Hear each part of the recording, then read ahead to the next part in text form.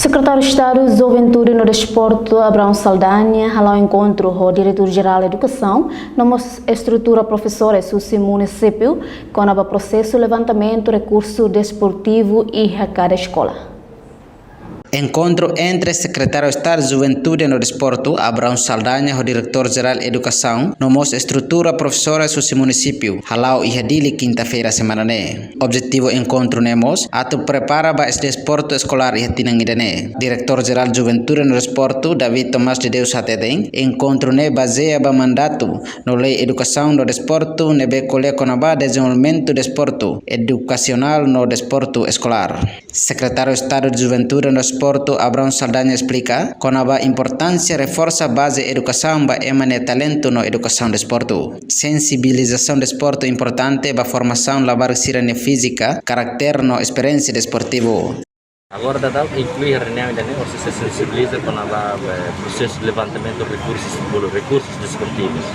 Recursos desportivos e a escola inclui facilidades do desporto, campo, infraestrutura, raça e professor de educação física, ir para a escola, ou background saída, onde a carga horária, a noring, a insânia, prática calá, buat sirene, e tem informação ainda depois se informação ser relevantemente ainda mas se a desenvolve atau programas, atividades sirene demo para ajuda minimiza desafios sirene demo que a escola ser inventa e ela ia terreno.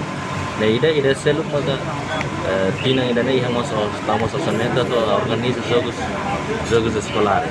Agora da bada de ensino secundário, na be se careu ensino e implementação agora. Também estudantes seremos lá acontecer em aulas presenciais.